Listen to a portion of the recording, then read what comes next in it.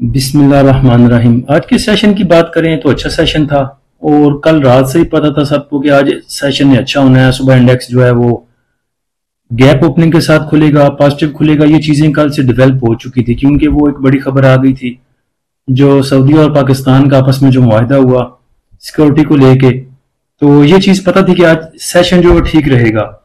लेकिन मेरे ख्याल से ट्रेडर वो होता है जो दोनों तरफ देखे। गुड न्यूज तो है पाकिस्तान के पास, ये जो भी डेवलपमेंट्स हुई ये गुड न्यूज है पाकिस्तान के लिए, लेकिन तस्वीर का दूसरा रुख भी देखना चाहिए। अब पीछे जो भी सिनेरियो बना, जैसे कतर को थोड़ा सा हिट किया, इसराइल ने चपेड़ लगाई है कान के नीचे, उस पर बात हो चुकी थी। तो मेरे ख्याल से सब अरब जो है, अब जो भी अरब कंट्रीज हैं उनके कान कुछ खड़े हुए हैं कि हमारे साथ हो क्या रहा है। तो उस वजह से मेरे ख्याल से सऊदी को ये इकदाम उठाना पड़ा। वैसे भी इंडिया को, सॉरी अमेरिका को अगर देखें तो उसने अपना होल्ड, अपना तसल्लुत तमाम अरब कंट्रीज पे रखा हुआ है कुछ ना कुछ। उसकी जो फौज है, जो उसकी आर्मी है, वो कहीं ना कहीं पे किसी ना किसी तरीके से बैठी हुई है। तो मेरे ख्याल से सऊदियों को फील हुआ कि कुछ दूसरी तरफ भी हमें ऑप्शन बी भी, प्लान बी भी रखना चाहिए। ये तो हो गया पॉजिटिव, इसका पॉजिटिव साइड हो गई कि चले पाकिस्तान के साथ जोड़ गया सऊदिया। लेकिन इसका अगर दूसरी साइड पे दूसरा रुख देखें तो इसराइल अमेरिका का बगल बच्चा है। कोई काम मुझे नहीं लगता कि वो अमेरिका से पूछे बगैर करता हो। पीछे जो कतर में हुआ वो भी पूरा हाथ होगा अमेरिका का उसमें। अब अगर इस पे कुछ अमेरिका का बयान आ जाता है या कुछ चीजें वैसी चली जाती हैं तो फिर उसका इम्पैक्ट भी आपको स्टॉक मार्केट पे देखने को मिलेगा। तो सर दोनों तरफ देखें, प्रॉफिट टेकिंग भी करें, थोड़ी सी आप एंट्रियां भी लें चीजों में, लेकिन साथ में कैश भी कुछ रिजर्व रखें। नए ब्लॉक बन रहे हैं, नई सफबंदियां हो रही हैं, तो इसका इम्पैक्ट तो आएगा। वो क्या कहते हैं, दोस्त का दोस्त भी दुश्मन होता है, तो वो चीज भी आगे चल के होगी। तो चलें इंडेक्स को देखते हैं। आज सुबह इंडेक्स की जो ओपनिंग थी वो पॉजिटिव ओपनिंग थी 842 पॉइंट के साथ। उसके बाद इंडेक्स ने आपको हाई लेवल दिखाया जो कि ऑल टाइम हाई था 1,58,082 पे, जिधर इंडेक्स ने 1905 पॉइंट गेन किए थे। इंडेक्स का लो लेवल देखें तो वो भी 801 पॉइंट के इजाफे के साथ 1,56,978 पे रहा। क्लोजिंग की बात करें तो क्लोजिंग 1775 पॉइंट के इजाफे के साथ 1,57,953 पे आई। पिछले 3-4 सेशन में इंडेक्स में वॉल्यूम कम थे, 274 मिलियन के, 360 मिलियन के, लेकिन आज अगर देखें तो 555 मिलियन के वॉल्यूम ट्रेड हुए के ऐसी 100 इंडेक्स में।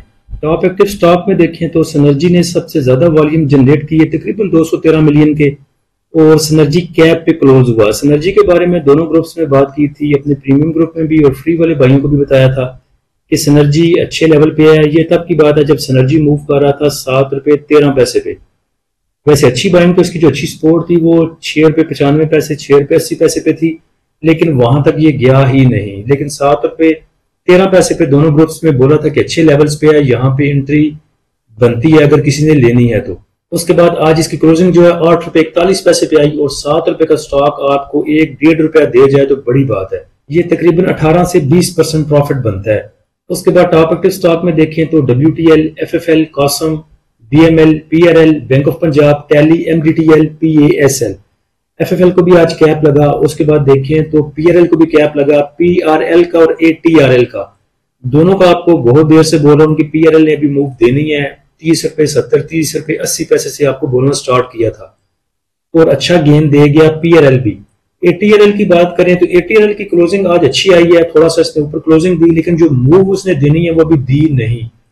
ATRL इंशाल्लाह चलेगा तो आपको 714, 707, 714 करके दिखाएगा, और फंडामेंटल तो आपको पता है कि ATRL के बहुत स्ट्रांग है। उसके बाद मार्केट समरी को अगर देखें तो 485 कंपनियों में आज ट्रेडिंग हुई, जिनमें से 332 एडवांस रही, 124 डिक्लाइनर रही और 29 अनचेंज रही। नंबर ऑफ ट्रेड्स की बात करें तो 5,47,000 ट्रेड हुई, जिनकी वैल्यू थी तकरीबन 56 अरब और 93 करोड़, और वॉल्यूम थे आज के 1960 मिलियन के। Top point contributor sector wise अगर देखें तो कमर्शियल बैंक्स में सबसे ज्यादा मूव देखी गई और 561 पॉइंट उन्होंने ऐड किए। उसके बाद देखें तो investment banks, oil and gas exploration company, cement sector, power generation, textile, refinery, fertilizer, oil and gas marketing companies, pharmaceutical, food, ये सारे पॉजिटिव साइड पे रहे, और नेगेटिव साइड पे सिर्फ 5 पॉइंट लूज किए लेदर ने। Top point contributor stock wise अगर देखें तो एंग्रो ने सबसे ज्यादा पॉइंट ऐड किए, 313 पॉइंट। उसके बाद पॉजिटिव साइड पे national bank, Mari, bank of Punjab, UBL, Hubco, MCB, HBL, KTML, लक, BAHL, PPL, synergy, DG Khan cement, AKBL। और नेगेटिव साइड पे अगर देखें तो साजियों ने थोड़े से पॉइंट लूज किए, टीआरजी ने और पैकेजिंग पावर ने। स्टॉक में अगर देखें तो सारे छोटे स्क्रिप्ट में वॉल्यूम आता है और वो मूव देते हैं। बड़े कुछ ब्लू चिप स्टॉक हैं वो थोड़ी सी मूव देते हैं लेकिन वैसे वॉल्यूम जनरेट नहीं होते।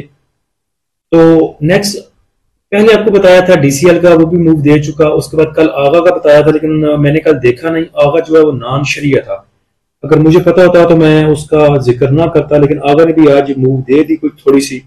बाकी नेक्स्ट दे सकता है आगे भी। नेक्स्ट अगर देखें तो एएनएल जो है वो काफी अच्छे लेवल पे है एएनएल, तो उम्मीद है इंशाल्लाह उसको भी नेक्स्ट मूव देनी चाहिए कुछ ना कुछ। आज के सेशन का फीपीलीपी अगर देखें तो बैंक्स ने बाय किया $52 मिलियन का, और ये जरूर डेट मार्केट में होगा क्योंकि सेलिंग म्यूचुअल फंड की है। उसके बाद ब्रोकर ने सेल किया 0.24 का, कंपनीज ने बाय किया तकरीबन $4.5 मिलियन का, फॉरेन कॉर्पोरेट्स ने सेल किया तकरीबन $3.25 मिलियन का, फॉरेन इंडिविजुअल्स ने सेल किया 0.01 मिलियन का। इंडिविजुअल्स की आज सेलिंग है $7 मिलियन की। उसके बाद इंश्योरेंस कंपनीज की बाइंग है तकरीबन $7 मिलियन की। म्यूचुअल फंड ने सेल किया 52 मिलियन का। उसके बाद अदर ऑर्गेनाइजेशन की सेलिंग है थोड़ी सी। ओवरसीज पाकिस्तानी ने सेल किया $500 मिलियन का। बड़ा अजीब सा आज फीपीलीपी है, जिसने बेचा खुल के बेचा और जिसने उठाया खुल के उठाया।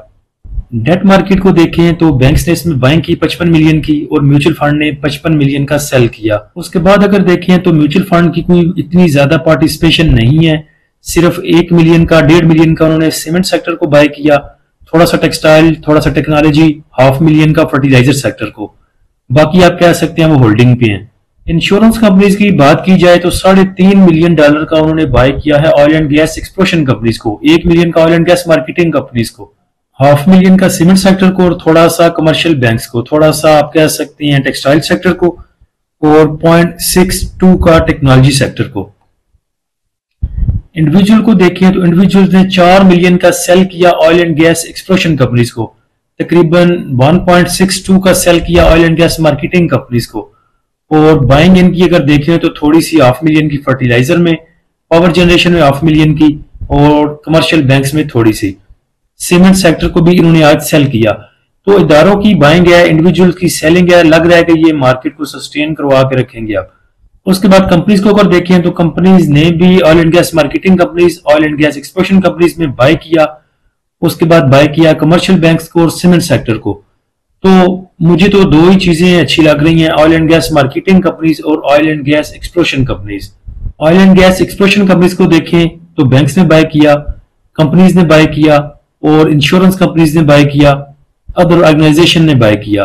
तो एक्सप्लोरेशन कंपनीज ज्यादा अट्रैक्टिव है as compare to marketing companies.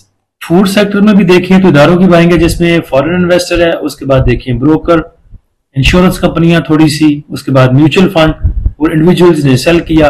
तो फूड में प्रेमा देखें, प्रेमा का काफी देर से बोलता आया हूं आपको कि प्रेमा ने मूव नहीं दी, प्रेमा ने मूव देनी है तो प्रेमा को मूव देनी चाहिए। 43 से ऊपर इसको तकरीबन 48 तक, उसके बाद 57, 53, 57 और अगर बहुत अच्छा रह गया तो फिर आगे 60 तक भी टच कर सकता है। पहले भी ऊपर टच करके आया था, ये कोई दीवाने का ख्वाब नहीं होगा। लेकिन एक चीज माइंड में रखें, सेल ऑन न्यूज। अब न्यूज अच्छी है तो सेल करना चाहिए। इंडिविजुअल्स ठीक है उन्होंने सेल किया, लेकिन इंडिविजुअल्स की ये क्या कहते हैं स्मार्टनेस का तब पता चलेगा जब और ऊपर जाके वो बाय नहीं करेंगे। इंडेक्स देखें तो ओवरबॉट है, शॉर्ट टर्म पुल बैक का रिस्क अभी भी इसमें मौजूद है क्योंकि 3 आवर्स पे देखें तो जो RSI है वो 71 पे है, डेली के चार्ट पे देखें तो 76 के ऊपर। रेजिस्टेंस जो आगे इंडेक्स के पास है वो 1,58,100, 1,58,500, 1,59,500। स्पोर्ट की अगर बात करें तो स्पोर्ट अगर 3 आवर्स पे देखें तो 1,56,700, 1,56,500, 1,55,500। डे के चार्ट के ऊपर अगर देखें तो स्पोर्ट 1,54,700 और 1,51,600। IBLHL को देखें तो इसके एजुकेशनल स्विंग सिग्नल दिए थे 25 अगस्त को। इसमें छोटी मोटी ट्रेड तो हम करते रहे ट्रेलिंग स्टॉप के साथ, लेकिन जो ओरिजिनल हमारे टारगेट थे वो आज अचीव हुए। इसके जो सपोर्ट लेवल थे वो 61.6 के ऊपर था और उसके बाद 60.90 के ऊपर के दो सपोर्ट लेवल इसने टच किए और आज इसने 63.50 का जो टारगेट था वो अचीव किया अल्हम्दुलिल्लाह।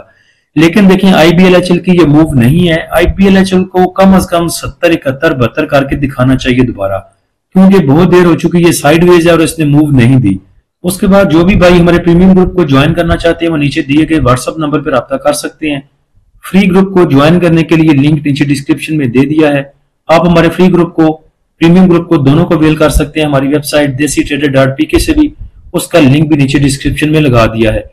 अल्लाह हम सब का हामी नासिर हो। इजाजत दीजिए। अल्लाह हाफिज।